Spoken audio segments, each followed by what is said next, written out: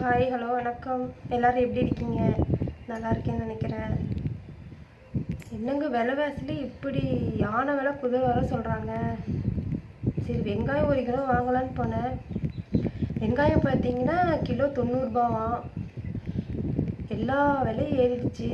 எப்படி நம்மளை மாதிரி மக்கள் வந்து எப்படி குடும்பத்தை ஓட்டுறதுன்னு ஒன்றும் புரிய மாட்டேங்குது. ரொம்ப கஷ்டமாக இருக்குது. இதில் குழந்தைகளுக்கு மருந்து மாத்திரை ஏகப்பட்ட செலவு இருக்குது. ஒன்றுமே சொல்கிறதுக்கு ஒன்றுமே இல்லை மக்களே.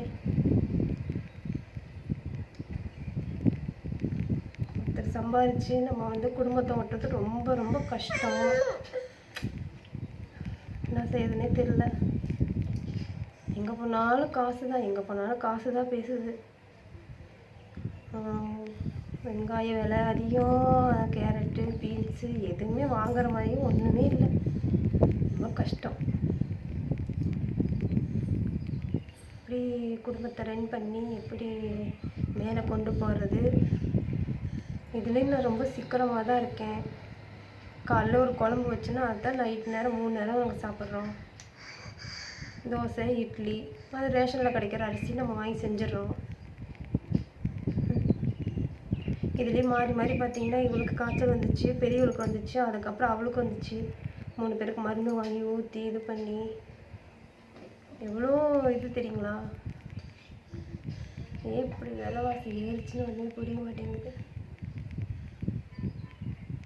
இந்த மாதிரி எவ்வளவோ கஷ்டப்படுறவங்க இருப்பீங்க. எங்களுக்கு சாப்பாட்டுலாம் ஒரு கஷ்டம் இல்லைங்க. நாங்கள் நல்லா தான் இருக்கோம். இருந்தாலும் வேணும்ல, அடுத்தடுத்து ஒவ்வொரு செலவு இருக்குல்ல. குட்டி ஹாய் சொல்லு ஃபுல்லாக பாரு. காய்ச்சல் வந்து ரொம்ப இதாக இருக்கா. என்ன மக்களே பண்ணுறது? விலைவாசி ஏற்றதை எப்படி குறைக்கிறது? ஒன்றுமே வாங்குற மாதிரி இல்லை. ஒரு 500 ரூபா கொண்டுட்டு கடைக்கு பண்ணோம்னா 1500 ரூபா ஆகுது.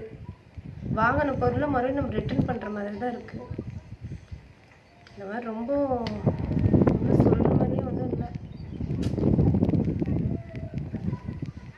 இதுக்கு மேலே சீக்கிரமாக எப்படி குடும்பத்தை நடத்துறது கஷ்டம். உங்களுக்கு இப்படி தான் இருக்கா எப்படிங்கிறத கமெண்ட் பண்ணுங்கள், லைக் பண்ணுங்கள், ஷேர் பண்ணுங்கள். எங்களை மாதிரி வீடியோஸ்லாம் கொஞ்சம் பாருங்கள். பிடிச்சா லைக் பண்ணுங்கள். நான் இது பண்ணலை, பிடிச்சா லைக் பண்ணுங்கள் ப்ளீஸ்.